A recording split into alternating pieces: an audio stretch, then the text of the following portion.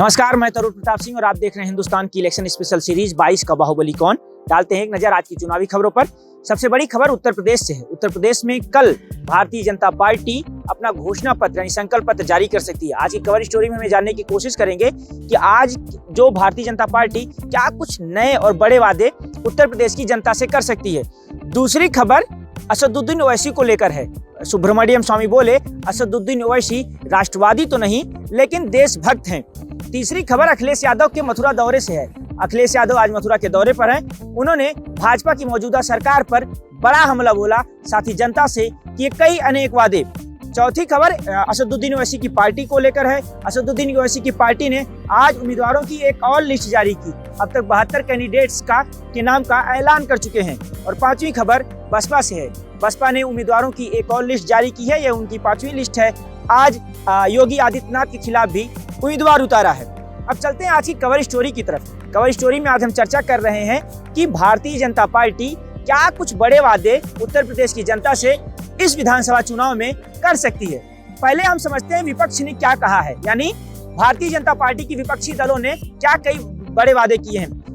कांग्रेस से शुरुआत करते हैं। कांग्रेस ने युवाओं को लेकर, महिलाओं को लेकर अपना घोषणा पत्र दिया है। स्कूटी से लेकर रोजगार तक 40% भागीदारी, महिलाओं की सुनिश्चित करने की भागीदारी अपने घोषणा पत्र में प्रियंका गांधी ने कही है। तो अखिलेश यादव ने 300 यूनिट फ्री बिजली देने का उत्तर प्रदेश की जनता से वादा किया है कि अगर उनकी सरकार बनती है तो वो 300 यूनिट फ्री बिजली देंगे। अब भारतीय जनता पार्टी पर लौटते हैं। भारतीय जनता पार्टी की जो समिति बनी है, जिसने इस पूरी रिपोर्ट को तैयार किया, यानी जो घोषणा पत्र जिसने तैयार किया, वो वित्त मंत्री सुरेश खन्ना की अध्यक्षता में तैयार हुआ है। अब इसमें क्या कुछ बड़े ऐलान कर सकती है पार्टी, विपक्ष का जवाब दे सकती है इसके जरिए, जिसमें 300 यूनिट जैसे बड़े वादे, यानी 300 यूनिट के आसपास हो सकता है मुफ्त बिजली देने का वादा उत्तर प्रदेश में भारतीय जनता पार्टी इस चुनाव में करे। क्योंकि बंगाल का चुनाव याद करिए, वहां पार्टी ने 200 यूनिट फ्री बिजली देने का वादा किया था।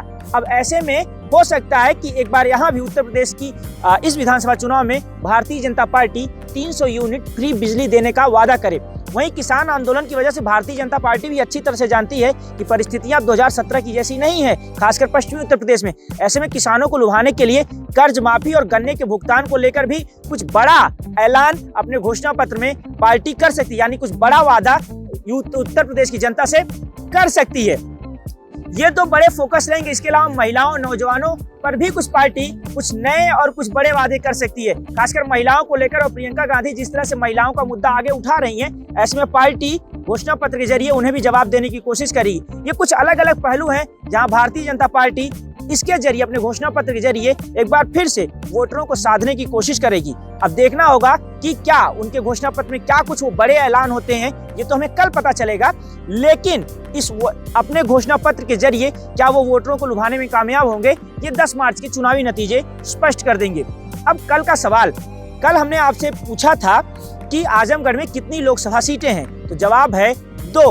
अब आज का सवाल है कि रामपुर में आजम खां 2019 में लोकसभा सांसदी का चुनाव लड़े थे या नहीं। यहाँ मैं सवाल दोहराता हूँ कि रामपुर में क्या लोकसभा सांसद का चुनाव था 2019 का, क्या आजम खान लड़े थे या नहीं। अपना जवाब हमें कमेंट बॉक्स में लिखकर बताइए। कल फिर मिलेंगे, तब तक के लिए अपना ध्यान रखिए। नमस्कार।